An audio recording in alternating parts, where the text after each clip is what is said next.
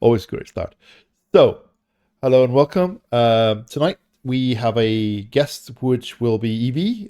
Phil couldn't make it due to real life intervening and demanding his time. So you'll just have to deal with me and Evie. I hope that's okay. Um, of course, we will be covering some of the live matches that's going on tonight. I can already see there's a few interesting matches going on. Um, and we will also have a look at. We were already talking before the show starting, me and Evie, about the predictions, and let's say some of us had more success than others, and some of us have had very, very little success. I might have to take that dubious honor here in a minute, but yeah. So, hello, Evie. Hello, how's everybody doing? Hopefully you're all doing well. Yeah.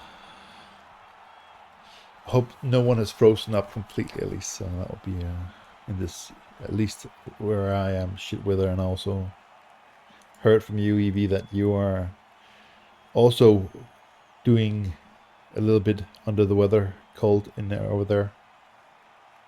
Yeah, trying to spend not that much time in my attic playing video games because it's fine in the middle of the day when there's a few degrees on there, but then it just goes back down, and I'm just like, all right, I don't want to be sat here in the cold and it gets dark quickly, and it's just there. I'd rather not. I'd rather go and watch some TV or something. Yeah. I would imagine also, like, if you almost have to sit with a blanket and everything, it also does take a little bit away of the enjoyment. Yeah, pretty much. Yeah. So here in Denmark, where I am, at least, like, it's so foggy outside that you can barely like see 10 meters out the window. So I can't see the building across the road. It's that foggy, and it's been like that for like, yeah, almost the last 2 days. So really strange. But at least we got like, well, I think 5 or 10 degrees. So it's warm for the time of the year, I'd say. So, but yeah, I can see the Waldorf is still struggling with these Lisbon. I had a peek a little bit earlier, and I must say it's been a long time since I saw someone having so many dice that was not going his way. Failed the pickup, failed the dodge, failed the tree man to hit, and of course went down himself. Waldorf is playing OWA, right? Yeah. So Ooh. I mean, that's a tough roster to play. To be fair, they're I, like, I think that their strongest point is like low TV to like maybe mid TV, and but you need to get the TV in the right places.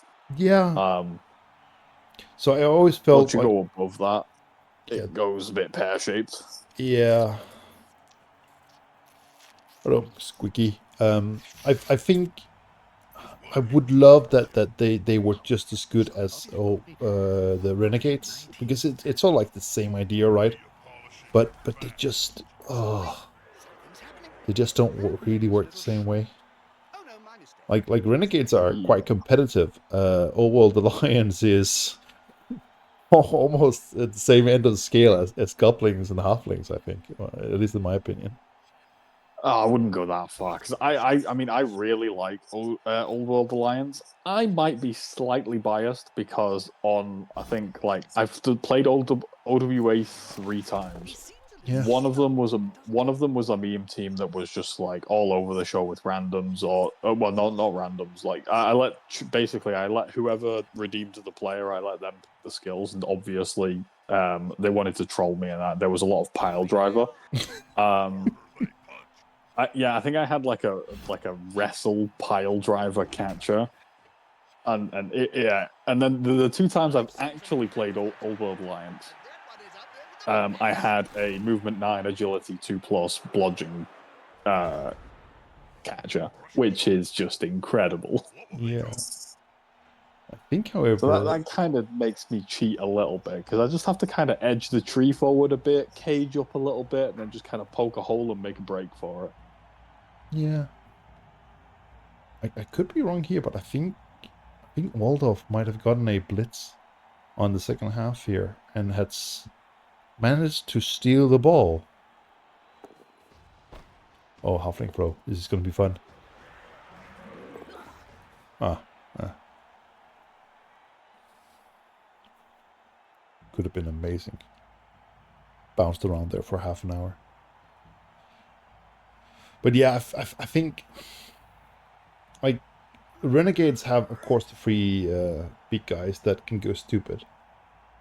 But other than that, they seem to be working really well. And I think I'm not sure what it is that they need, but it's like I don't think they need a huge tweak, but just a little something, like to make them a little bit more either stable or competitive. Like they seem to lack a little bit of edge. I think I was talking about this a little bit on my stream. We were talking about like if Renegades had just like a couple of different players, Yeah. things would just go like so much more differently because you've got like, for example, you've got Old World Lions. They get like a Troll Slayer, which is actually like a positional player. They get like a human blitzer, human catcher, and basically like the chat was saying like it'd be really really cool if like what if Renegades got something like a Beastman or something like that, because like I think if you put a Beastman on that team, everyone takes a Beastman. Yeah, Like definitely. 100%. And that kind of gives you like your blitzing, murdery type player, which you don't really have on Renegades outside of, I guess, the big guys.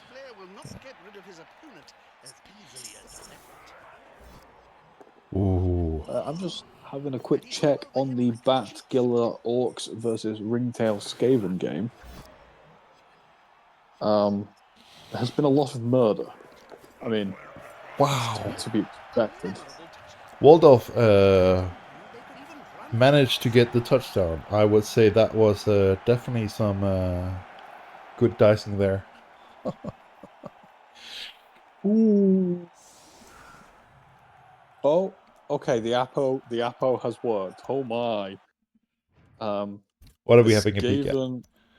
Skaven Ringtail versus Batgiller Oh, that should be interesting. just got their Mighty Blow Claw Tackle Pro Skaven Blitzer punched in the face into dead, and the Apo saved it completely. Oh. Yeah. As a Skaven fan, I'm very happy that it lived. I think it's one of those, like, I actually had just for funsies a arena skating match just before coming on live, more or less. I think it's if you bring the router over, which I think makes sense in most cases, it is just such a vital piece, and it's fragile as fuck. But when it works, it does wonders. But if it gets injured or anything like that, then you are really in a bad spot. The block stand firm Rat Ogre has already been KO'd in this match, and now that killy piece is gone, and the Skaven are having a questionable time of it. Both running out of rerolls slowly but surely, but it's just looking like the standard orc hits anything that's standing kind of match. Yeah. Well, I think it's sort of the classic, right? Like if the 7 armor starts to fail, it will sort of cascade really quickly, and it would just snowball. If it stays to hold just like for a half or something like that, then usually the other team is in trouble. Like, because it's just like they will run around circles around you otherwise, and you won't be able to stop them.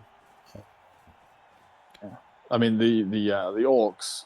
I mean they've got like 3 blitzers that have mighty blow, tackle, and guard, and they've got bomber. Yeah.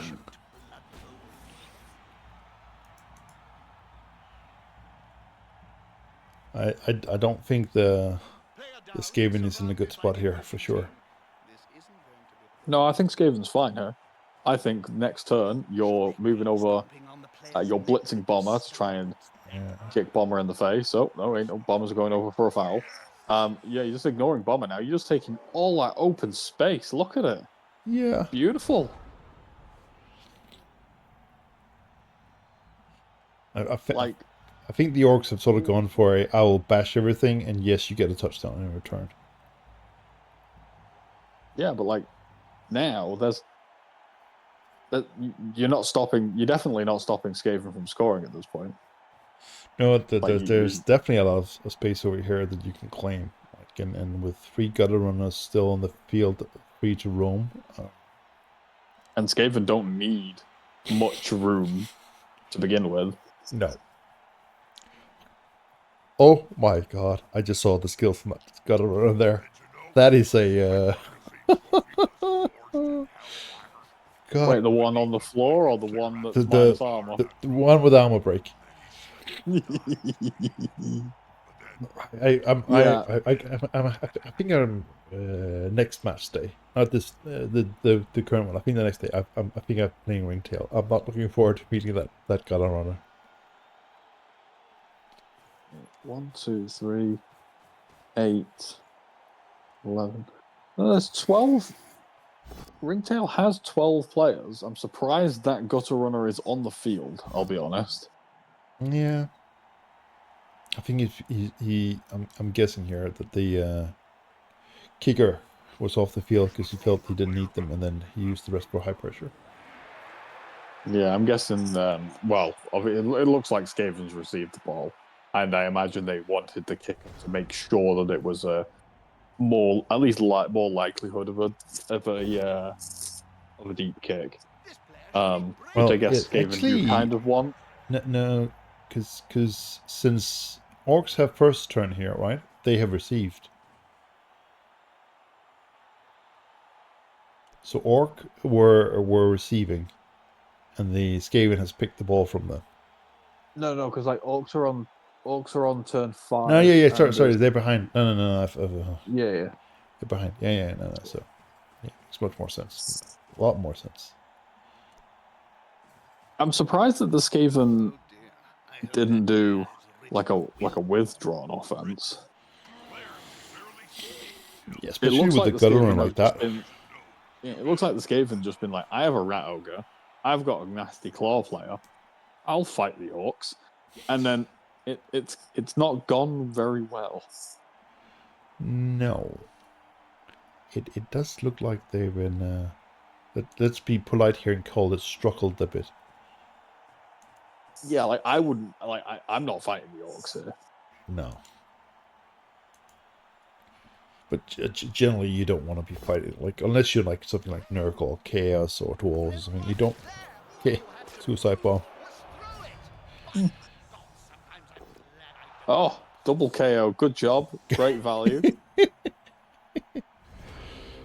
gotta love it when Bomber does that, though, right? Yeah.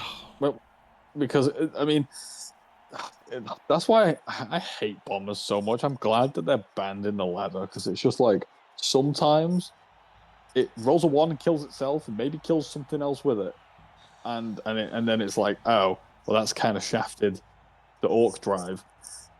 But then sometimes it's like, I'm just gonna kill things, and I'm never gonna fail, and I'm gonna just throw whatever I want to throw, and good luck, buddy. I think, and that's so. I think they're wrong priced or wrong skilled, like either or. So they're not balanced correctly. I don't think the balancing is compared to so many other broken things game the biggest issue. But they are either they shouldn't have accurate, or they shouldn't have passed. They should have passed 4+, or they should call something else. But I don't think it's because the problem with them is that they're so random, and you are risking, like you said, like there will be games where they will win you the game, and there will be games where they destroy your game, and you just don't know. There's no way of knowing. Oh, I'm seeing a boot here in this second. I don't know why. I'm predicting a boot. It has to be a boot. Like, unless you want to just like. And even then, it's a bit risky. Cause all the rushes. Yeah. And it's got sprint sure feet, but it's still greedy as anything. Yeah, especially because like this goes in here, right? Like that's I was sensing this is right. You still haven't covered this. Oh, there we go. At least a little bit of coverage there. Makes sense. Yeah, because I was thinking like if the foul, I mean the foul would be nice, but like if it fails, Yeah. and there's a removal, that's nice. Yeah. I mean, at least the Skaven are giving it as good as they're getting. I like this. I think actually like we are what is that 3 KOs versus 1 KO and an injury. That's Well, technically, 2 of those were self-inflicted. shh, you're ruining my point. What is it about you and facts and truth and stuff like that? Ah, yeah. But yeah, Cindy like Methanus is like I generally find like if I'm bringing a bomber, I'm accepting that I purchase something for the game that on a 6 I will much more likely win the game, and on a 1 I will much more likely lose the game, and that's just what I purchased. Like that's the chance that I bought. Like, and then you got to see It's what. just, it's the threat. Yes. That's all it is. It's just a threat. Yeah. It's like, okay, I mean, yeah, maybe. You know what? Maybe my bomber rolls a 1. But as long as I just like have my bomber sat here, Yeah. you're gonna have to gamble if you want to even remotely cage near it. Yeah. So I used to wizard in my I had a chalice match this Sunday as a round 2 match, and I basically got the wizard for the same reason. Like I didn't want my opponent to be bunching up and caging all the match against my dark elves. So by having a wizard threat, I didn't use it for until very late in the game, and it's like, but just the potential of it, and it's sort of the same with the bomber, right? It's the potential of the damage that it can do that is scary. Yeah. Oh, did you see the one of the newer stars, Guffle Postmore got their like stats shown. No, I don't think I've seen that. So Guffle Postmore in old rules used to be basically like a rotter that had like more agility. So it was dodging on a 2+. Yeah. And cost like 210. They decided that was garbage, which I mean it was. And now they've changed it to a bloater, except so it's got movement 5 instead of 4, still strength 4, still agility 4+, passing on a 6+, and armor 10+, all standard. It's still got foul appearance, but then it's got monstrous mouth, which is really weird on an agility 4+. But I guess if you hand off to it, for some reason, it catches it 75% of the time. It's got nerves of steel, for some reason. It's got on the ball as well. It's a let's call it a unique combination of skills and stats. Yeah, it's like almost designed to be a ball carrier, except it's slow and not agile. Yeah. So it's not very good at it. I think if you put it in the middle of the field on a kickoff, you know, it can cover like a big area of like maybe you get yourself just like a free catch because of monstrous mouth, like you know, built-in reroll. It's not bad. And then the special rule is that once per game, if Guffle is marking an opposing player who catches the ball, he may immediately make an unmodified armor roll, so basically a stab, and then subsequent injury roll if necessary against that player. If the target's armor is broken, Guffle then gains possession of the ball. But no turnover is caused for the opponent. But what's weird about this is because Guffle Postmod doesn't have disturbing presence, Yeah. they are at least kind of likely to pick up the ball, well, to catch the ball.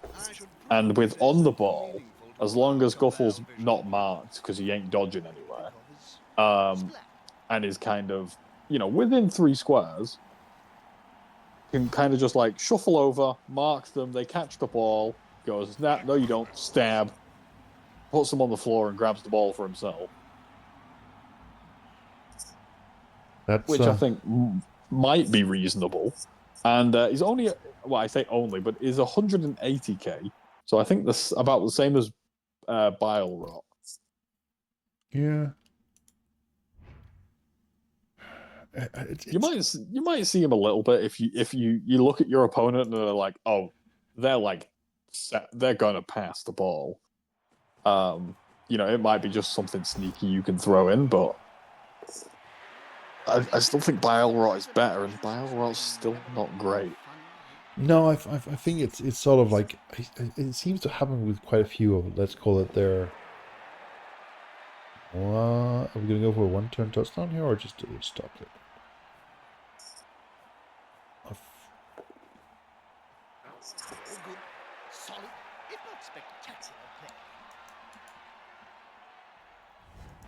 Just seeing if they was going to go for a touchdown. I think sometimes like it seems like the star players, it's like they have an idea and they go 80% there, and then they go like, nah, not going to do that anyway, and then they wreck it on the last 20%. It's like. I mean, and I think that's just GW in a nutshell, isn't it? They do that with their teams as well. Like, Yeah. I think like some of the teams, it's like they were like, oh, you know what we should do? We should give Underworld like swarming, and we should give them a gutter runner. And then they've not realized that that's completely broken out of its mind. Yeah, it's. Thankfully, they nerfed it, but like it's like and then they're like, oh, this idea, it's really really cool. Yeah, And yeah. like, yeah, it totally happened in a playtest when I'm playing against like some Oh, dude from God. accounting. Oh God, oh God, give in the playtesting. So like I said, I played Games Workshop games for too many years. I played more or less all of them at one point or another. 40k fantasy, gothic, Necromunda, Mordheim, you name it. And it just seems like there's things that like you don't need to be creative to see how something is clearly broken and not correct the way. And I think especially one thing they made, especially for 40k, was like in a game where you move your pieces, they then added a special rule for a special unit that allowed you to move your opponent's units. Gee, wonder how quickly that turned out to be broken. Like, Who'd have guessed? who could have guessed? Like, just take for reference in Blood Bowl. Imagine that if you could, on a 2+ every turn, get to move one of your opponent's pieces instead of him. That doesn't seem broken, does it? Hmm. Oh, the ball carrier. I mean, No. He doesn't need to go that direction. He needs to go over here. Oh, that big guy. I don't think he should be defending here either. It's just like, no, let's just move him to the side a bit. yeah. And it was like, yeah. Oh, you need to change the UKB, the title. Are we? It says we're on the grand finale still. Oh, grand finale. That's a little bit off. I get that changed here. Yeah, just do these 6+ dodges for me. Yes. yes. And just go over and say hi to the crowd. This will definitely not backfire on you in a second. That is so, but yeah. But then again, like I heard from someone who actually took part in the playtesting of the Dissonant Army when it came out, like in Warhammer Fantasy, and to price Sauruses for the army, they basically just took one line of Sauruses from one side of the table to the other, and then they moved them across the table. And when they could make it across the table and defeat their opponent in the first round of combat, they were priced correctly. And it was like, you are aware that means that they are basically unbreakable. Like that's much better than everything else, right? no, that's no problem. And the funny thing was, like, the Sauruses back then was like so much better than everything else that any other army would have taken that unit and would have loved to have it. And for the Lizardman players, like, yeah, it's not good enough. Everything else I have is better. Oh, clearly this is gonna be balanced then. But yeah. Yeah, yeah. I mean, I understand. Like, I mean, sometimes you never know, right? Like with like there are some changes that happen in video games that way you kind of look at it and you're like, I can see where they were coming from, and I can see that they've put some things in there to make it so it doesn't seem as broken. And like, you know, they change some numbers around and stuff, and then it's like, and then it gets released to the public, and the public's just like, oh no, that's no, you can just do this with this with this, and all of a sudden it combos into something crazy, and you're like, oh right, yeah, no, that's a huge problem now. Yeah, but I think if you look at game design, this is a bit of a side tangent, but like I've also done a lot of tournaments for Warhammer Fantasy and 40k. So I've done army selection, and the whole premise and the problem is sort of like you have an unmatched fair fight in the sense that on one side you have like a group of people, let's say 5, 10 people, or in GVs maybe a little bit more, who's trying to make a system that can't be tanked and broken. And on the other side you have sometimes thousands, 10,000, 100,000 people who are doing everything they can to tear or break your system apart. It is not exactly a fair match. But I think if you look at it from so I also played a different game called Eve, and like what they usually did was like, so if you had an armor of 100, let's try to give it 105. Okay, that's not enough. Let's give it 110. Okay, it's still not enough. And they would constantly small tweak it and slowly move it in a direction. And then once in a while they would go too far and they would roll it back. What I generally find Kiwi's approach is either they will pretend like there's no problem, say bombers, for example, and for just go like, nah, we can't hear you. Or they will completely overcompensate because they will then triple their prices or cut their cost or something, like, which is like, could you done like half? It's like, but it's So that scenario, so that the overreacting scenario or the non-action scenario is what happens when a game dev decides we're looking at the stats, and the stats only. Because it happens a fair bit in Smite. So I played Smite for a good few years, and gets the catch. Can they dodge out? Oh, he's gone off. I was watching the stream. Sad times. Oh well. Either way, so they'll see like one of the gods is underperforming. yeah. And so the way their game works is, you know, they buff and they nerf items, and they buff and they nerf the gods. And essentially, like in the past, they nerfed this god because it was way overperforming. It was called it was a god called Guan Yu. And basically, Guan Yu has like some pretty good abilities, a little bit of movement, and a fair amount of damage, and also like had like some pretty busted healing.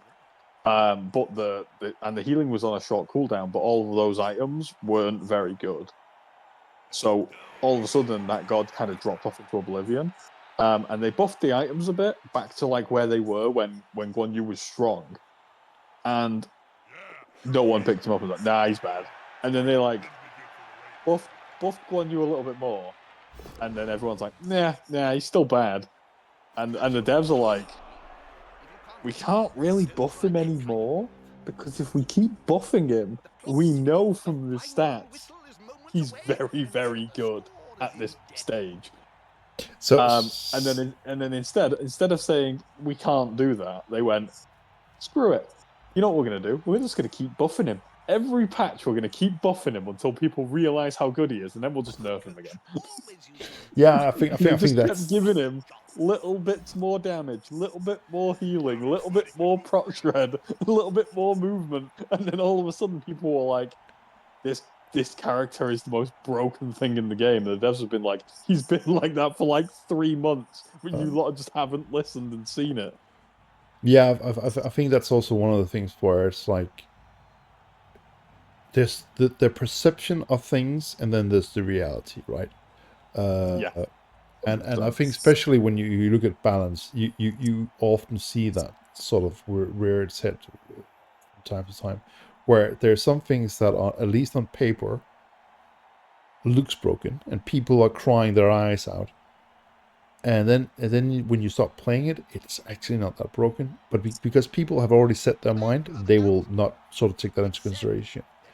And then there's also Yeah. so one of the problems is also there's skills. I don't think Blood Bowl is so, let's call it, prone to that issue, but I've seen it in a lot of other games where, depending on what skill level you are at, certain skills will appear more broken than others. Certain star players will appear more broken than others. Because if you're Yeah. a new player and you're looking at things like I've seen this in quite a few games where it's like, so new players to middle players, they would think something is completely broken, and all the players who've been playing for a long time were like, no, that's actually a shit unit. Don't do that. Don't use that. It's actually not worth it. But it's completely broken. No, it's just because the way you play it, and who you play against.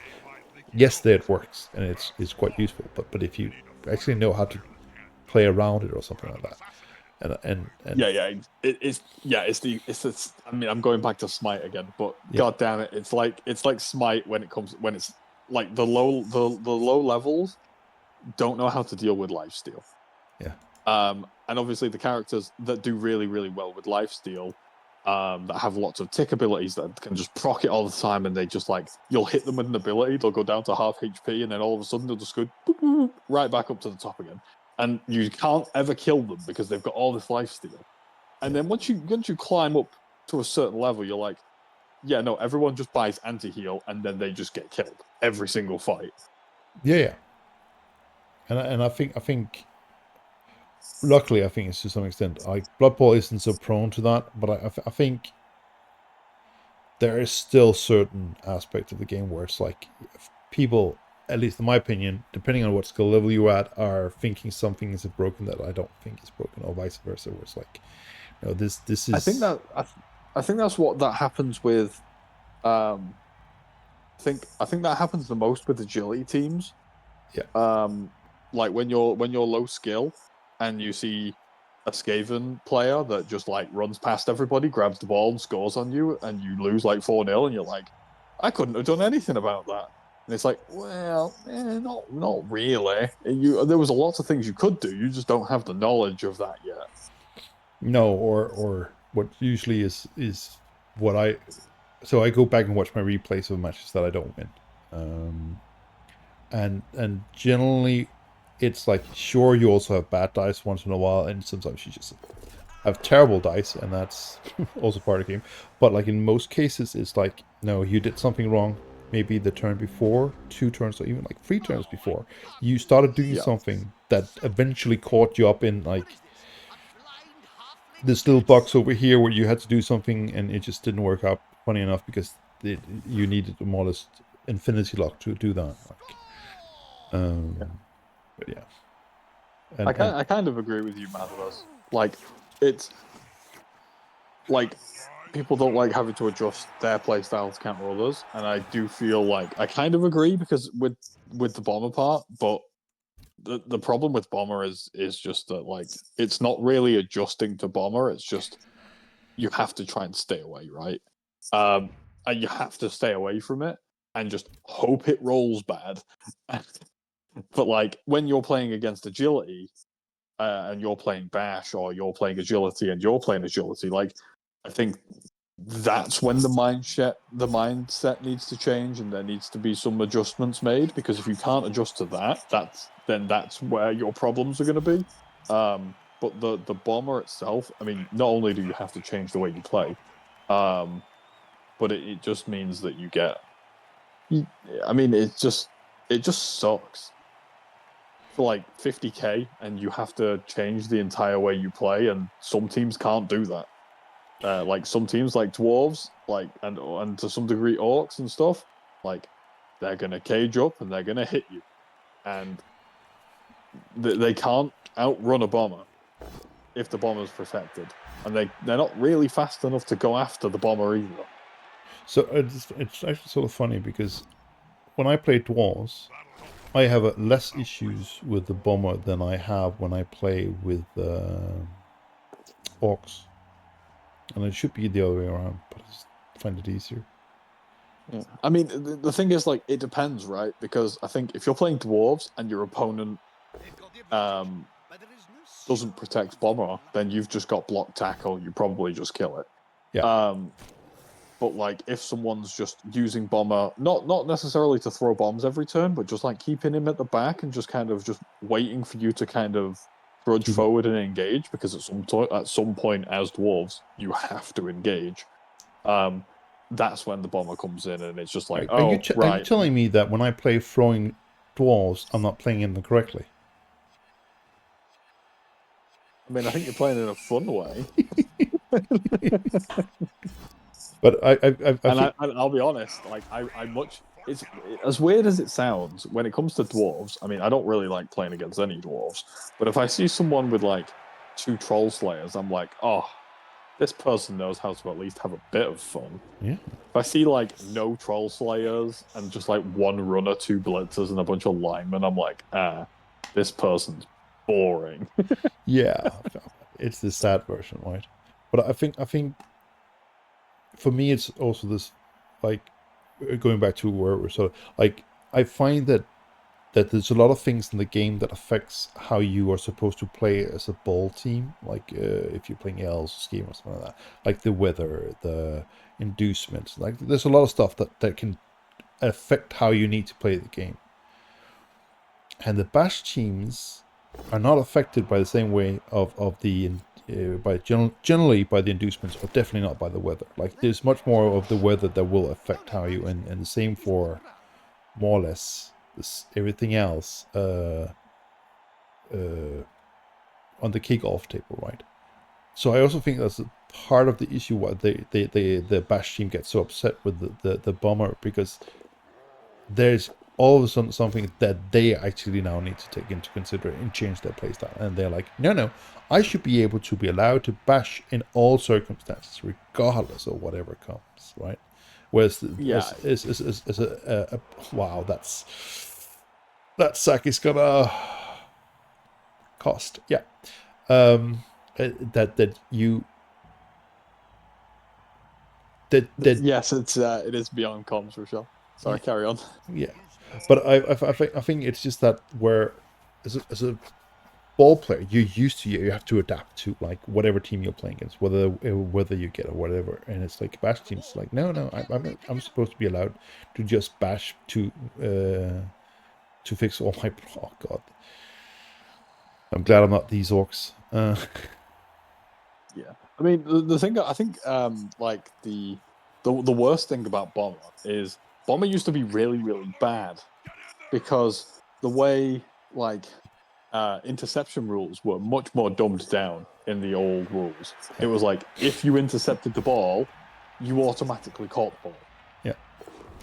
Oh, they've got it as well. Oh, that's unbelievably cheeky. That's a reroll every day of the week. Oh, it's a double one. Oh, but it doesn't matter because the thing he caught it anyway.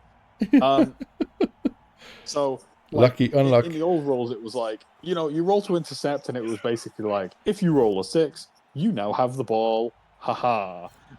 But now, like, with the bombs, it's like, roll to interfere, you roll a 6. Okay, sweet. Now you're an elf. You get to throw it on a 2+ no matter which elf has the ball. Yeah. Well, has the bomb. Whereas, like, now, you're in a position where, like, elves don't throw as good. They throw on like 4s, Yeah, maybe 3s if they're lucky. Yeah. No one else can throw the bomb either. The bash teams don't like it because they want to stay in a nice formation and they want to move forwards, and they don't like it when their cages just get blown to pieces by a wizard on a stick, or holes get poked. And then the elves don't like it because even if by some reason they manage to intercept it, they then also have to catch it, and then they have to throw it, and they're not throwing it nearly as good anymore, and the bomb might actually just kill their players. And it's weird also that I don't, I could be wrong here, but I seem to not remember that they had in the old days you had the 4+, and then it explodes when you catch it. I think you just caught it.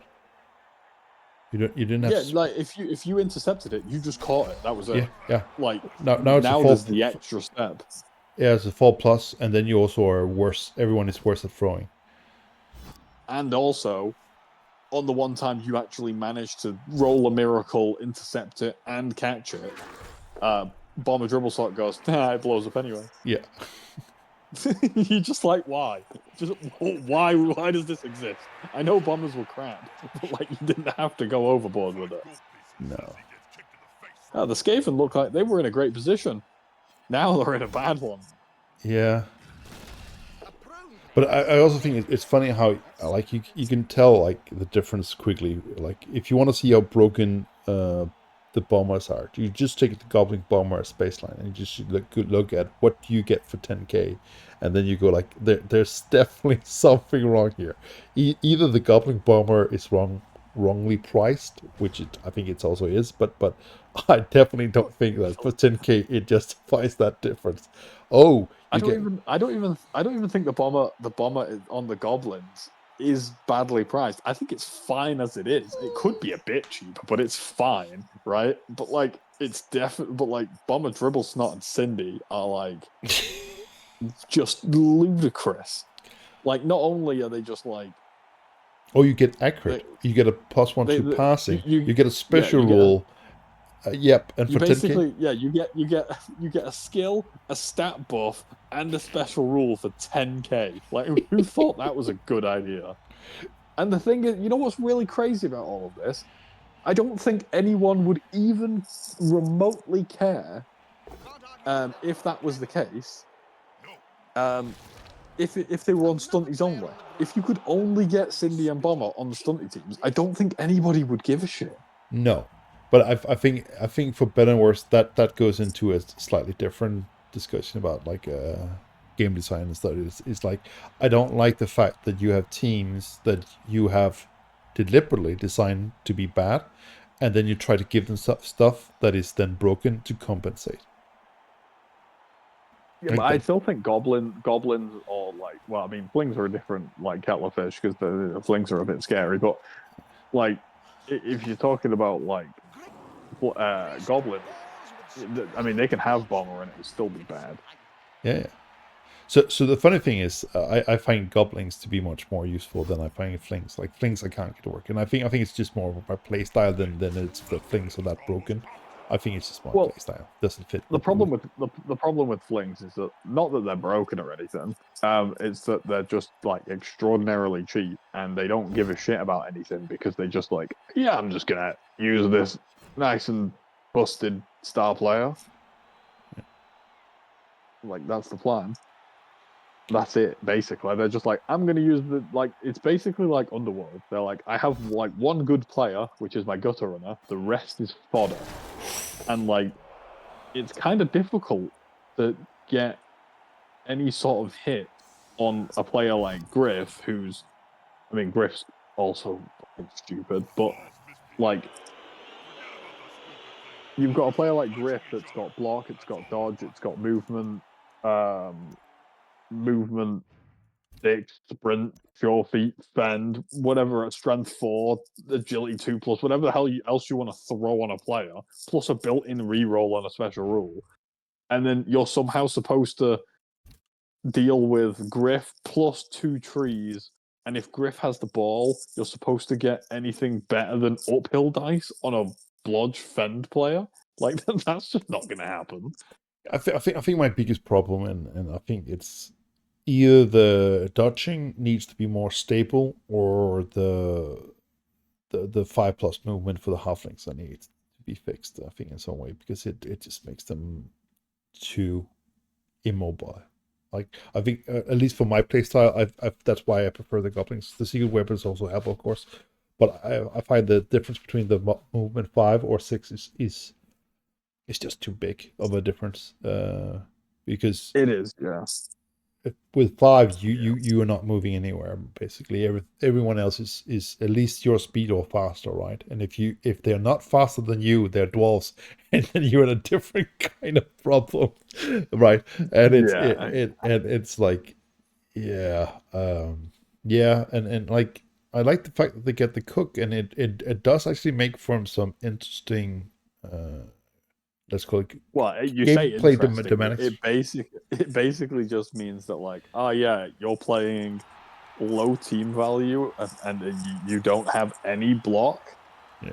Oh, I guess you're screwed. Look, you're playing Chaos Chosen. Oh, look at those amazing players that you've got with no block.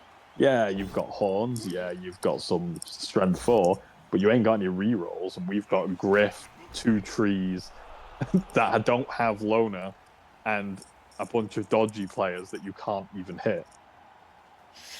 Yeah, but Like, I think the problem from my point of view is if you can look at it this way. So for 300k, the cook, right? You never see him used outside of a halfling team. So clearly that's wrongly priced. Right? I take that back.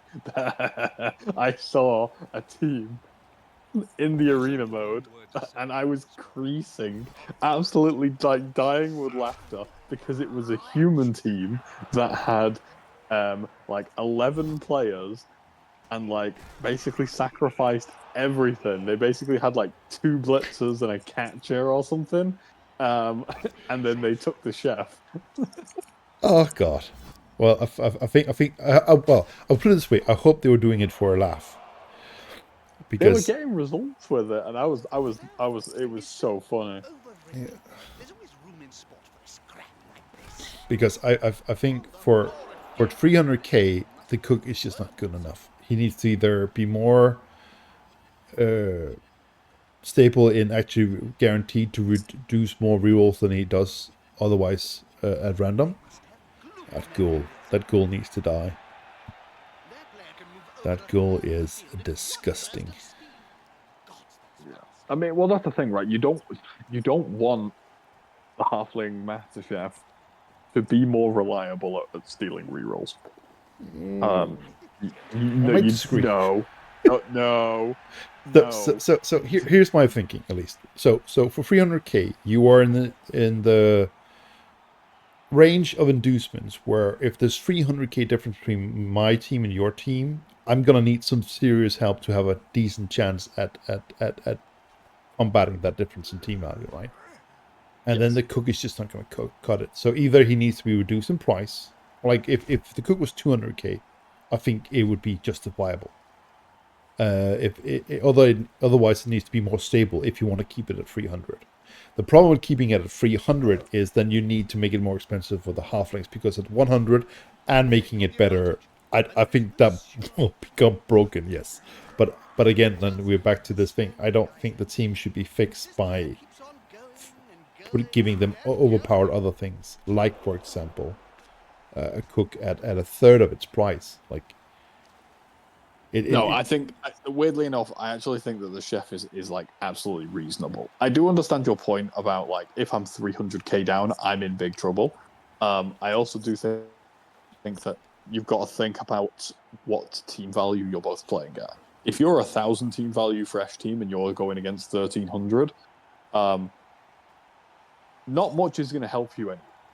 If you're 1,300 or 1,400 and they're like 1,700, like, yeah, they've got tons more skills, but if all of a sudden they have no rerolls, like, yeah, but so statistically, not assuming worst case scenarios, right? You're looking at a cook who's probably going to steal 1 reroll at one half, and then he's going to steal 2 in the other half. Right? So you are, as a team, getting for 300k 1.5 rerolls, and my opponent is losing 1.5 rerolls. That's just not going to cut it for what is basically 15 skills. That's not going to compensate for that. I'm gonna be down on players. I'm gonna be down on skills. I can't. Like I think if you go up to, just to make it really extreme, go up to 2,000, 2,300. I think the cook more can do some really nasty shit, because at 2,000 and 2,300, you got everything you need. It's just more a question of like, what do you don't have then that you could. Well, like, I also think that, like, I mean, outside of Griff, because we're going to ignore Griff, outside of Griff, it's pretty hard for 300k to find a star player that's going to turn the tide in a 300k difference. No, Like, I don't want it to turn the tide. I just wanted to. Okay. So this goes back to your whole idea of how you think the inducement system should work. For better and worse, you can either look at it like it should smooth out the difference in the sense that it makes it more competitive, but it doesn't really make it fair. So that whoever has the highest team value still has a perk, but it's just not as bad. You could also argue that inducements should be a perfect balancing skill, meaning like whatever difference there's in team value should be solved by the inducements. Or you could actually argue that you want inducements to be a better than compensation, because clearly because they have a better team, they're probably also going to be a better player, so you're going to need the difference plus something else, right? That's from a game design point of view, you could argue one of those three ways. I think for my yeah, problem is that it seems that in best case, inducement is sort of like a pat on the back being like, yeah, here's a little something to have you cry a little less about when you're going to lose in 5 minutes. And I think yeah. that's not enough. Again, it's I mean, with a game like Blood Bowl, like the main problem with inducements is that the way they're designed and the way Blood Bowl is designed, like it's a balancing nightmare. Because I mean, like if you're 300k down and you're playing Renegades and you're against Orcs, you're going to get ruined no matter what. It doesn't matter. Like you can have whatever star player. I don't even think Renegades can't even take Griff, but if they could, they'd still be in trouble. Like you're down far too much, and it's just you're not gonna be able to do anything unless unless for some reason the the stars are completely broken. But then what happens is you're 300k down and you're playing one of the tier 1 teams, and if the stars are completely broken, then to try and balance things or to give you at least a chance, then that was a double skull. Oh no. Yeah, star player, so you can't really reroll it either. No rerolls anyway. No rerolls anyways. Oh jeez, that's just. But like, there's no, because there's the inherent unbalanced approach of the game and the teams. Like, what do you do?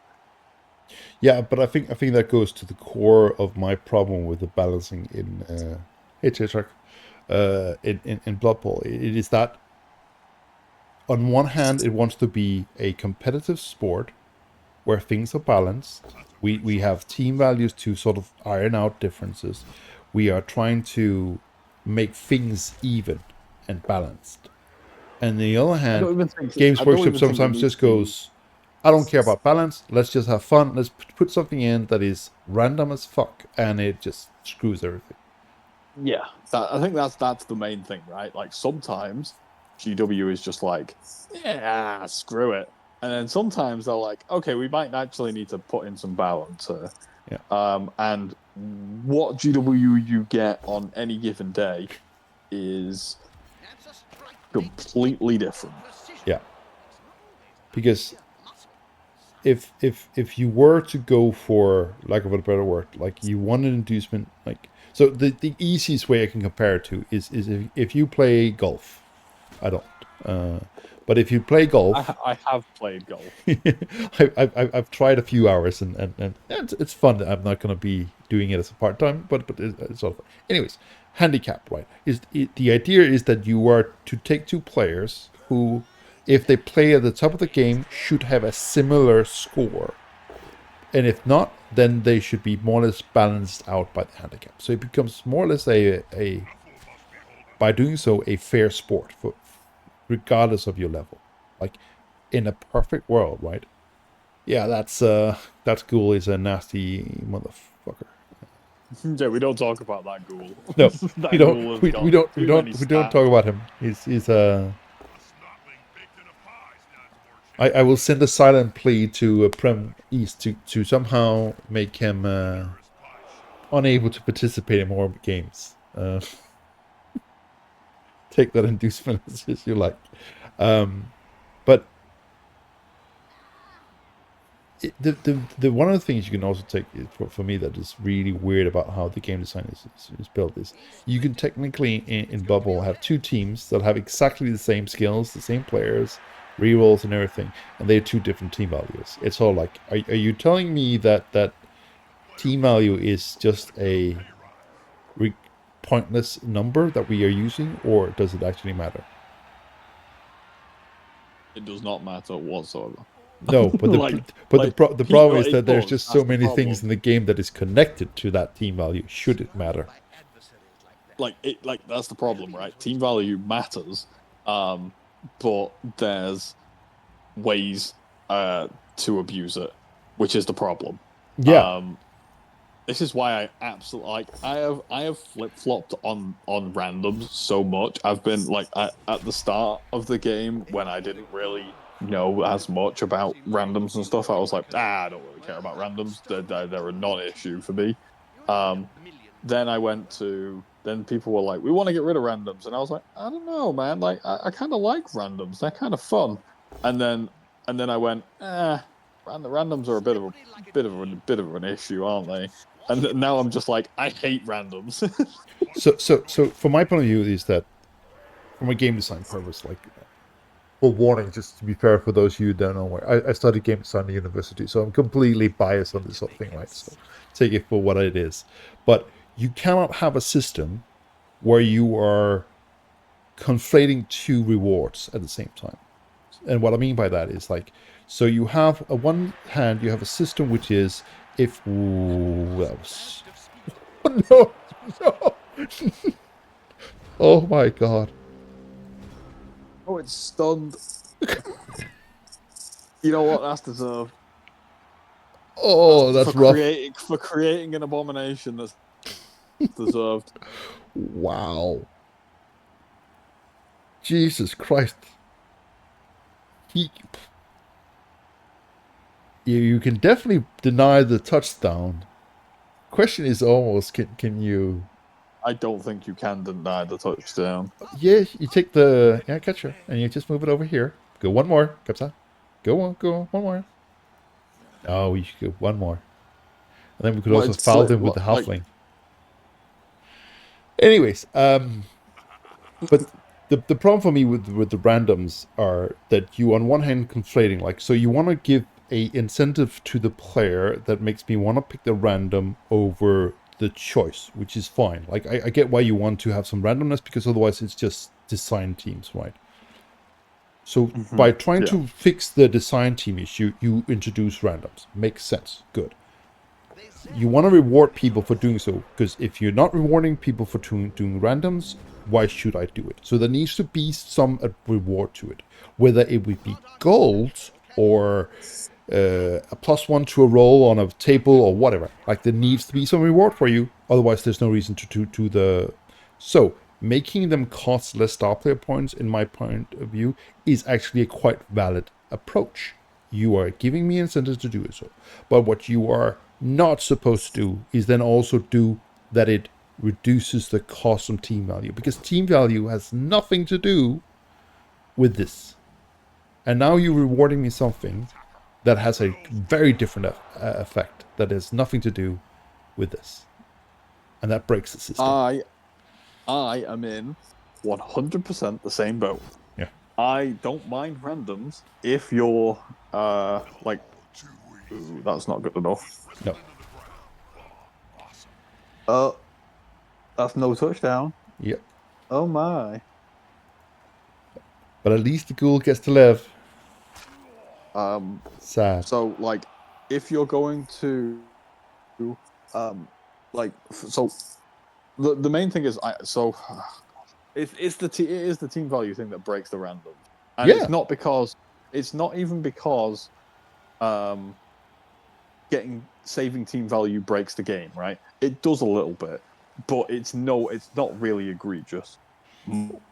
My main point of view, I mean, okay, it can be kind of broken. Have you But seen let's say you play orcs and you get 8 randoms that are all the good randoms, and that's your 80k saved, right? And then you're just playing lower team value orcs than you should do, or you're playing the same team value orcs that you are, except you've got 4 more skills. Like that's a bit of a problem in itself, right? But I think the main problem is, for me at least, is the gameplay loop, because what happens is people look at the system, and even the most brain dead of person can go, oh, if I random and get something good, then I save team value. If I don't get something good, I can sack it and rehire it, and it's the same as it ever was. And that creates, like, if humans can gamble, they will gamble because they're morons. Because it's in human nature we just love to to do gamble. stupid things. No, Like, halflings. yeah, exactly. So, even if like the most new player ever, because I saw it on Reddit, like someone that's just gotten into Blood Bowl, like Blood Bowl 3. It was a while back. It was sometime last year. They were like, so like I've looked at the system, and it basically is just like, um, there's a halfling there. They're just like, oh, so I just random, and if it's not good, then I'll sack it and rehire it. And then you've got Andy Davo saying on his like YouTube guides, yeah, you basically just random on everything, and if you get what you want, great, and if you don't, sack it, rehire it, and then like everyone's doing that, But and it's just not fun. but because you made a design decision that is bad. You encouraged a behavior in players that is counterproductive to what you want to do. So if you look at the full game cycle, right, and the problem is also if you look at a team like Dwalls, just for a perfect example, right. So not only are they rolling on a random list where the first 3 skills of it is not gonna happen, because you can't get strong arm, and you already got thick skull and so on. So you basically are only on a smaller list than everyone else. Second, skills of strength are per on the table. There's more good ones than there are bad ones. So already there you also have it. Does every team have access to strength skills?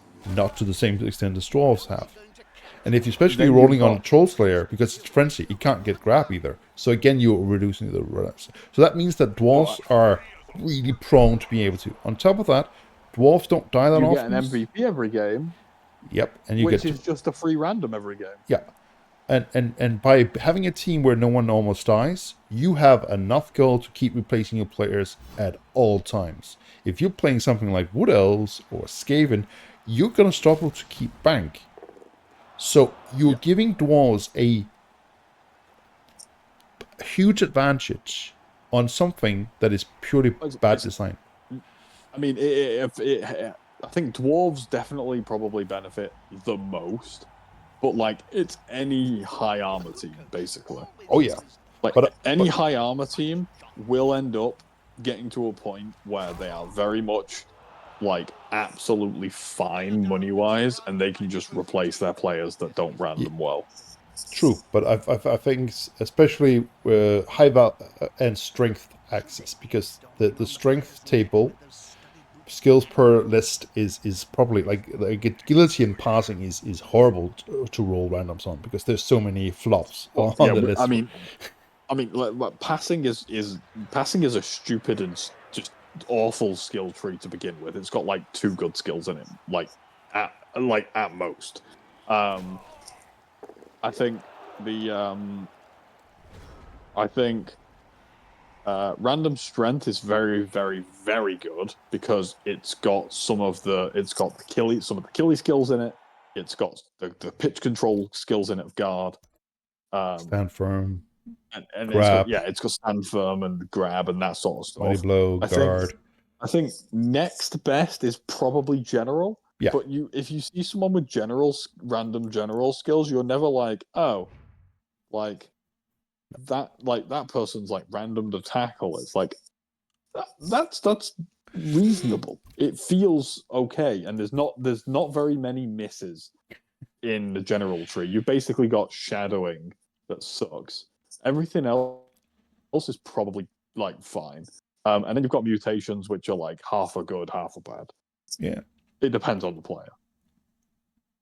So, but I'll just, I know we are supposed to cover matches here, but I'll just, as an example, show you. So this is the team that I got into Chalice with in season 4. Just as an example of Yeah, disgusting. Oh, and the dwarves, terrible. yeah. So I'm guessing it was dwarves. You've played far too many dwarves. You so need to this be put on team a was list. designed. There's like no randoms on this. This is 1600, right? So this is just a benchmark. That's 1660. Yeah. Yeah. This team has randoms, most of them free randoms before they pick the skills. It is 40k less, but just look at the difference between this skill tree. I mean, it's basically the same, except you've just also got a crap load of stat ups.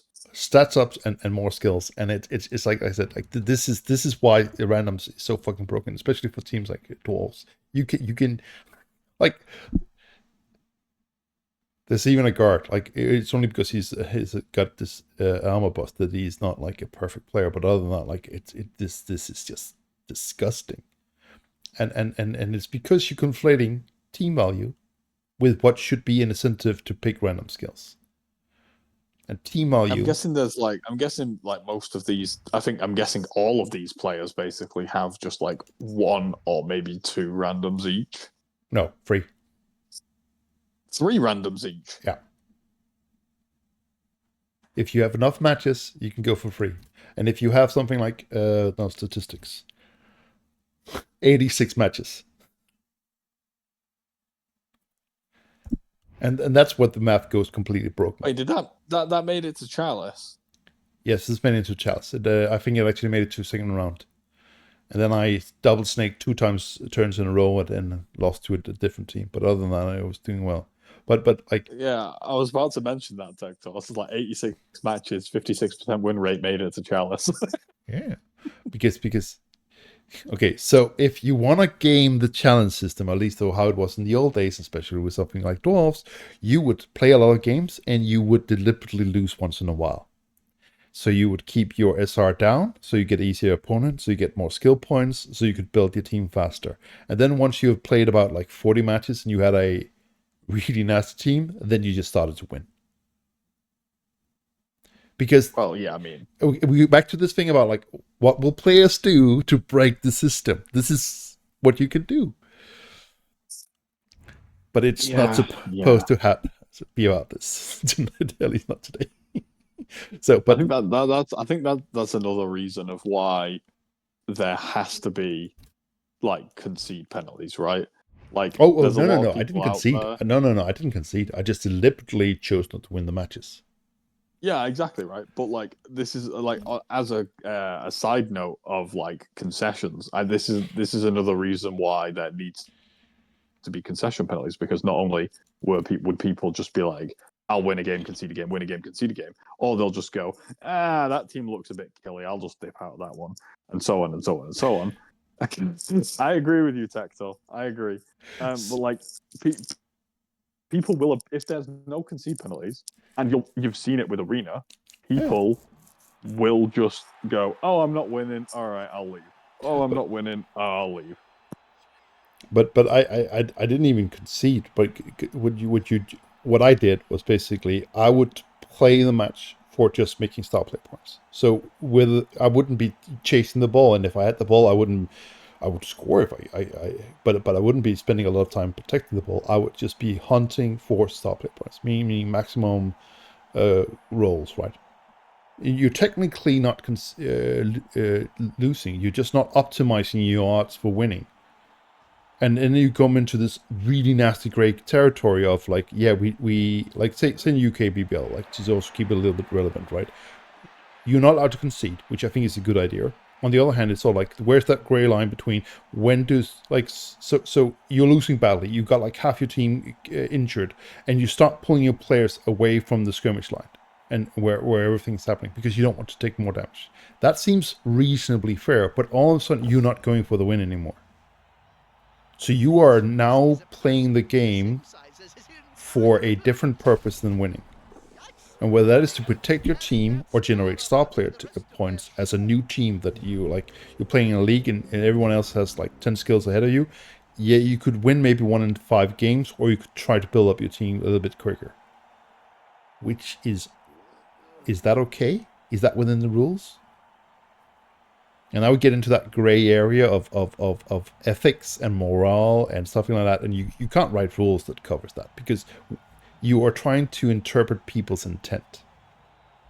Yeah, you can't do that. Like, it's not really possible because, No. like, I think everybody does that to some degree, right? Except for me, because, like, well, actually, no, even me sometimes. Like, I'm playing Skaven, so like, there's been a couple of games this season, a couple of games there last season where I've just like gone, okay, you know what? I've lost this one. That's fine. I'm staying on the floor. Like, I'm not dying anymore. Yeah. Because like, if I die anymore, it sucks. And then there's been the complete opposite of that. I've been like, oh, my opponent's having a rough time, or I feel like I can win this. Like, no offense to my opponent, but like I think I've got the upper hand in this matchup. I think I'm the highest skill coach here. I can definitely abuse this, and then I go and try and rack up as many touchdowns as physically possible. And like I said, like I had a match recently, and it's sort of like the coach wasn't both having bad dice and probably also, like you said, maybe not the same skill level, and those two things contribute to that. Like most, like I think like it was 2/3 of his team was injured by the half mark of first half, right? Bad decisions, bad roll. That's not a good combination, right? And it's all like, okay, so this is a league match. I need to get as many touchdowns as possible. I also don't really want to be stamping on my opponent's team. I also don't want to be a dirtbag and make this feeling for this match worse than it is. But I also need that touchdown difference for if I get equal points, which I most likely will with someone, right? Yeah. So how do you balance all that? As well. Like Tex was saying, it's kind of rude to the opponent. I mean, yeah, but I'm a good player, so I mean, and I'll believe that I'm better than most people anyway. Like that, that's my train of thought. I don't go into a game thinking, oh, I might lose this, or I'm gonna lose this, because that's just a bad mentality to have. You're just like, no, I'm gonna win this. I don't care who I'm playing against. Yeah. But there has been a couple of times where, like in the first season, for example, where I did feel kind of bad for my opponent, because it's like I looked at like the league table, and I looked at their team beforehand, and I was like, ooh, I've got an advantage on the team value and the skills. Their team's underdeveloped. They're at the bottom of the league, of the division, and I'm like, I from the get-go, I was like, I shouldn't underestimate this person, but if they've not won a game all season yet, and their team is underdeveloped and struggling, and they've got some missed next games and stuff, like, I'm gonna, and I have the option to receive first, I'm gonna score in 2 turns, and then we'll see what happens. Or I'll kick to them, and I'm just gonna go and take the ball off them. And then I ended up winning by like a massive, massive result. And it's just like, yeah, I mean, I could kind of, I could foresee that already, just from the league table and stuff, and it feels bad and mean. Hey, Max. But at the same time, you have to take what you can get. Yeah, and so especially when you like, so I played, like I said, a lot of Warhammer tournaments, and Swiss draw, right? And if you lose against the opponent you should really have beaten for whatever reason, and then you get to your next opponent, and because you are being pared down, you run into a player who is now most likely gonna meet someone that's definitely not on their skill, right? And you're sort of caught in this catch-22. I need the full points from this match to get back to where I should be in the rankings. Yeah, But on the other I want hand, to develop my develop the team, get the star player points and everything, but I don't want to bully the opponent. yeah, I really don't really like want to be like completely destroying their desire to play this game ever again. Like it's all like I could do that, but I don't really want to, and I sort of need to because It's a double-edged sword for good players, basically, in a way. Because I've had it before where because I've played some games professionally and stuff like that. Like I've been like semi-professional at Smite. I was professional at and went going and competing in tournaments against the best players in the world for a game called Killer Instinct, which is a fighting game. And I've played in some tournaments and stuff for Mortal Kombat. And like new Mortal Kombat game came out, me and a couple of my friends got it, and then I logged onto the game, spent like an hour or two in the training mode, and then ruthlessly kicked the crap out of them, and it made them not want to play anymore. And I completely understood why. yeah, and It's like I don't want to go easy on you, but then if I go full throttle, you're not going to enjoy yourself because I'm going to kick shit out of you. no. But if I go easy on you and you know I'm going easy on you, then that's going to kill your desire as well. Yeah. And it's like not belittling, but like if you go easy on someone, it's just like taking pity on them a bit, and it doesn't it doesn't feel good on either side, I think. No.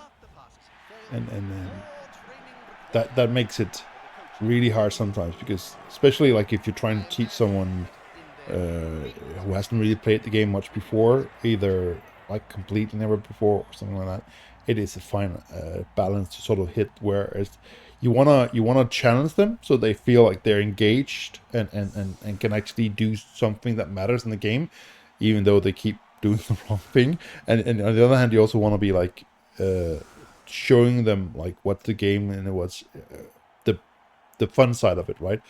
Yeah. I think it is slightly different if you're like teaching, right? Like if Oh, you're definitely, teaching because someone you don't have the issue of it. So in a competitive setting, right? Like I actually remember at a tournament going to my opponent, going like, I'm sorry, this is your first tournament, and you said you started playing like a month ago. I'm sorry, I'm gonna have to wipe the table clean of you. Because I need the point for the tournament. I'm really sorry, I'm gonna have to do that. But once we've done that, I will gladly spend the rest of the time slot that we have and sit and teach you and help you as much as possible. I'm sorry, but I have to be a dick to get the maximum points here, and then we can have some fun afterwards. Is that okay? And luckily, my opponent was like, yeah, that was okay with him. He understood that okay, this was not gonna be a fun match, and we could sort of just get like say the formality of the tournament over, and then I could help him with how to build his army, what to do, and stuff like that. And because we could sort of separate those, you're not always that lucky with your. Imagine, like Mathemus said, imagine if you lost. Yes, that would have been terribly embarrassing. That would have been. But yeah, but Because so, I had that to me. I was like, oh, by the way, this is like my first ever tournament. When I went to Andy Davis, thinking like, oh, sweet, like maybe I can teach you some things. So it's like, nah, I'm okay, buddy. yeah, but And then there was just like rushing people. I yeah, mean, like day one was a nightmare for me because like they messed up some scheduling stuff. So I went against the person that was like harder than I should have because I lost my first game because my first game was against Splaggy, playing High Elves, and I don't know what High Elves are or do, because I didn't play them in Blood Bowl 2, and they're a team of legends, so I had no idea. yeah, And it was my first ever game of tabletop. I had to actually roll the dice and stuff. yeah. So I had a bit of a rough time, just like wrapping my head around it. Then the TOs accidentally put me as game one win instead of loss. So I went against the Skaven coach who ended up winning the entire tournament in round two, and I lost that one. But I was I lost that one. Ooh, dub skull. I lost that one, but it was way closer. I listened to the results that coach had throughout the entire tournament, and barring the final game because they knew they only needed a draw, like I got beat by them 2-1, and my head was frazzled. and everyone else they played against lost like 3 or 4-0. Yeah. So I was at least happy with that. And then I went and played against goblins in the third game. Yeah. And I was like, I've never played against goblins either. I don't know what the hell they do. And all I know is that goblins are bad. Goblins do weird stuff. And lots of weird stuff. Thankfully, I beat the goblins 4-2. But yeah, it was a nightmare. And I got really lucky as well because my opponent fielded all of their secret weapons, and then they received the ball, threw a bomb, like chainsawed some things, and then they just went and gave the ball to the Doom Diver, and they just threw him across the pitch and scored on turn 1 and burned all their bribes. And I was like, well, I know that's not something you're supposed to do, but I mean, if they want to do it, that's absolutely fine. Yeah. But yeah. I don't even know what my original point was to all this. I just went on a ramble. No, I think we were talking about like this thing about like the balance between like what you can do and you should do in those sort of situations. And this sort of we came from talking about like conceding versus deliberately choosing to not win, so to speak, right? Yeah. And I Northerns love a good ramble. That's not wrong. Yeah, like I mean, I think, I mean, there's the concede discussion's always a tough one, right? Because you've got on one side you've got the people that are saying like, you've agreed to be part of this game. There's like some sort of social contract. You've decided when you decided to spin and go and find a match, you knew that maybe it could be a tough match. Or it could be a favorable match for you, so you should stay in the game. Then there's also the people that are like, well, if I'm not having fun, then I'm leaving. Well, I think it's a tough balancing act, right? Because for better and worse, there's 2 players to a match, right? And in a perfect world, of course, both players have an enjoyable match. That's the hope, right? That's why we play this game at the end of the day. Like it's just a little bit more fun to win than it is to lose, and it's definitely a lot more fun to have your team survive than being crushed. Yeah, I think that's also like the bigger problem with Blood Bowl, right? Because I think people say like, oh yeah, it'd be great if you could have the same rules as chess, that when you've lost, you just go, okay, right, I'm gonna leave it there. You can have the win. Well done. You've won the game. But because Blood Bowl has a progression aspect, which we've touched on already, you want to get the most SVP that you can get. You want to get like the most touchdowns, the most casualties, and sometimes that is at the risk of kind of just like bullying and punching to death another coach's team. Yeah. And it's at what point do you decide to, are you going to be a bit nice and let off the throttle, or are you going to just keep going? But I think that's why I like both aspects, but I like that you can choose to play Resurrection, where nothing matters. And I also think in that sense it makes sense for when you're playing Resurrections, where like other than the score at the end of the match, nothing else matters because everything is just reset, right? Like star player points, no nothing else, right? So in that sense, making concedes there, especially if it's a tournament like or FA Cup, right? It's either win or lose. That's all it matters, right? So that's also why like there's no penalties for conceding in the FA Cup, because there's actually no point to, if you think you're losing and you don't want to play, then just quit, because you're going to lose and the outcome is going to be the same. You're not cheating your opponent out of anything. The only problem becomes when you a win or a loss. Yeah. So when you start playing in matches where like our normal league, if I concede turn 1, I am robbing my opponent of star player points. I'm robbing him of the opportunity to get a higher score and so on. So all of a sudden, I'm actually taking something away from him. And we're not just talking about the joy of playing the game and all that sort of thing. And especially also, like Max said, like if you go on the ladder, like I think it's weird that so if people concede against me, my reward for the game is diminished. Like you get the experience points, whatever the you for the passes and stuff like that, right? I get less because my opponent conceded to me, and it's like, why am I being punished for him conceding?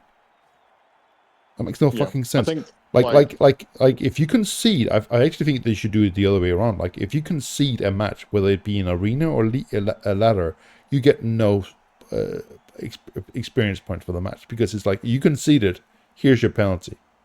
That seems to be fair, at least. I don't get what the other. Anyways, side rant. But yeah, it is. Max, I'm not ducking you. Let's not go there. If anything, it should be really funny that I think Lord Gibby needs to start ducking me. Every time I've played against Lord Gibby, I've diced the absolute pants off him. Yeah. Like, he snipes me with Norse, with like super low T value Norse with Morg, and Morg did nothing, and I just kicked the crap out of his team. And then he went against me the other day as OWA versus my Dodgeless Dark Elves, and like I cast half his team. Yeah. So, for example, like I played against Black Artemis last night on Arena, right? And turn 23, when he sees that he can't win the match anymore, I'm gonna win the match, he concedes. Why? To save himself one turn? Cool. That really makes a huge difference. Instead, I get 300 experience point for a free league match, which should usually be around 3,000, right? So it's that's raw. I was like, fuck you. Well, let's say he does not have the best reputation. But yeah. Well, yeah. I mean, like, I've played against Artemis in the once in the arena. It only went to 16 turns, but I managed to win. Yeah. And the only reason it didn't go to overtime, I think I was playing Skaven versus his Blackhawks. I basically went, right, well, I've kind of just got to, like, no, Art didn't concede against me. It went all the way to the wire. I scored on my turn 15, so they had 2 turns to score with Blackhawks. They had like a couple of re-rolls. You know, there was definitely some options.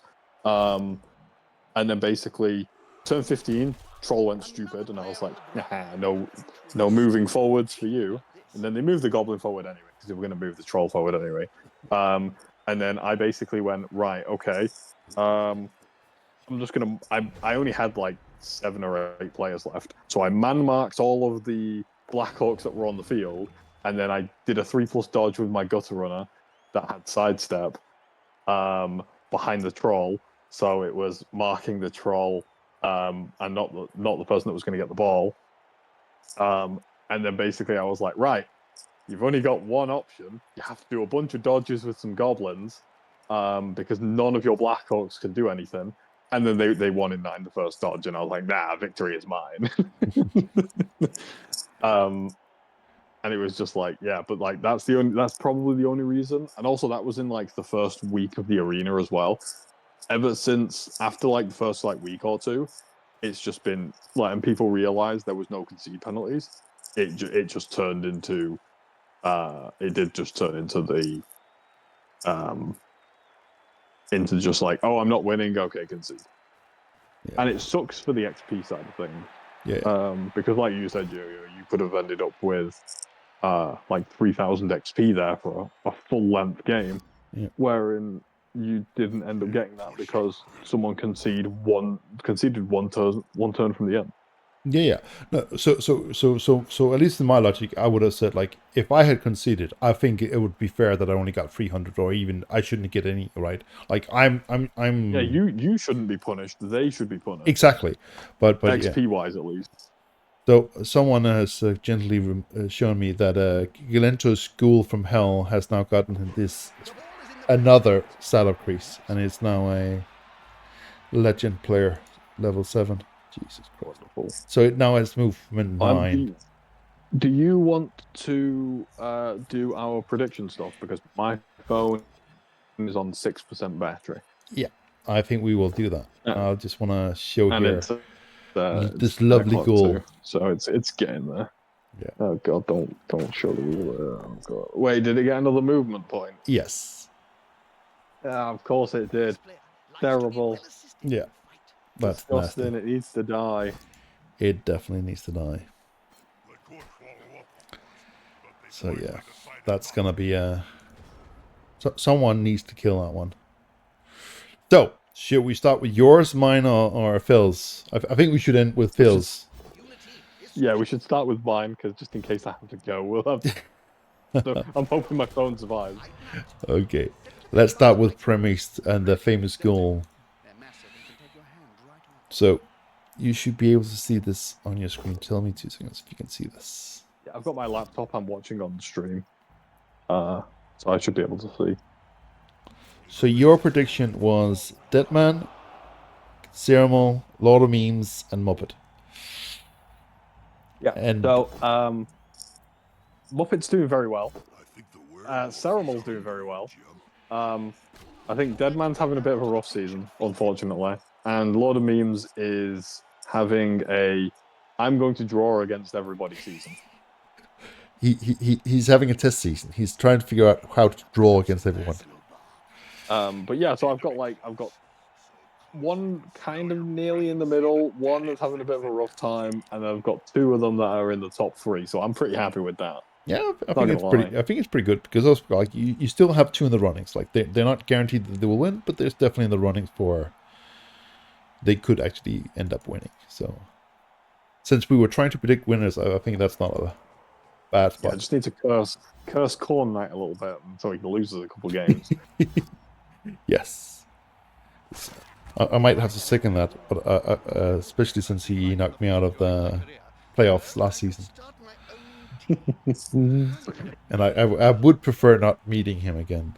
So I had a Aldo Feast. This is, I think, why going forward we should probably not listen to my predictions. So one of my predictions left the league.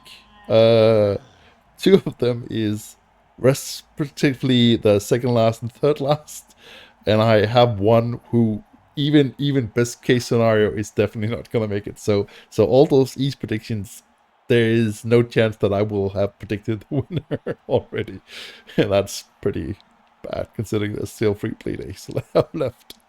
So, but yeah, That is unfortunate. yeah. But I must admit, like, so Grumskin, who's number 8 and who seems to be doing really well, I just can't get humans to work. So first of all, that was in my book a clearly a big mark that he needs to cover for. He seems to be doing that really well, and he was also from the league moving up. So there was also like Core Bearer is actually moved down from Prem. So I would have thought that. But yeah. Yeah, I mean it's no ability, right? But then it's humans are popping up. I like it. I love that they are competitive. Then they're seems to be doing better and better generally, and I love that. I can't get them to work, and I think that's more failing on my side than anything else. So the Prem West side, you had predicted Simo, Fantas, the Sir, and Phil. Yep. And again, I've got 2 in the top 3, which is a wonderful. Phil in the middle, and then Simo, who was at the bottom, is making a mighty charge back up the field, back into the middle. He did seem to have a bit of a rough start at the season, but has been doing a lot better in the last couple of matches, definitely. Yeah, so, I mean, again, I'm pretty. I went for the fun choices, and the fun choices are paying off. Yes, I was a bit surprised that you didn't pick Kinley. I think he was my personal prediction to win this season. But yeah, I didn't look at Hillnick's team. If I did see those gutter runners, I would have been like, yeah, okay, yeah, I put faith in that. But I kind of just went for a bit of a gamble on some things, and it was just like, you know what? Yeah, I'm looking at these. Yeah, things are going well. Yes. Definitely, again, better than my predictions. So this is the predictions for Aldo West. I have Tapestry, I have Doug Lowe, Trauma, and Cedric, and yeah, it's not exactly like he's going so well. It's better than your other At division. least it's by leaps and bounds better with this prediction. Yeah. The other is sort of like circling the drain, going like you could probably, it would be hard to go back and make a worse prediction. I would go as far as that. Uh, this at least these at least have a chance. Like if Tapestry, and I think we saw him win earlier because it's Waldorf, right? So he will be on same points as Little Wing, so that's gonna be tight. So definitely in the running. I think the Skaven here needs to really tighten their ship if they are going to catch up, but technically still in the running. Yeah. And now So we've got Phil's we got predictions. Phil's predictions, and I've deliberately sort of chosen to keep them last because apparently next year we should be betting on whatever Phil predicts. Um, so he predicted Yona, Arctic, Arctic, Lucky Star, and Blitz. And except for Blitzy, who seems to be having a bit of a rough season, his predictions are top three.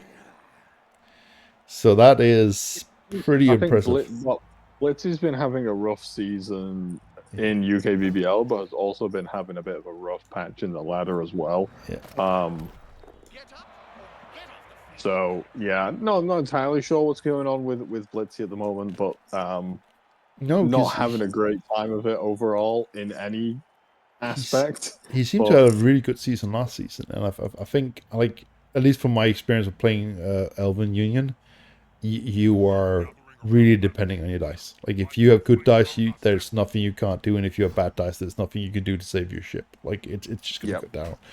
And if from you what I've seen, of Blitzy, Blitzy's very very good at beating like at least the average coach. I think he's still relatively like maybe not new at this point, but he's still relatively like inexperienced, but has like some solid fundamentals.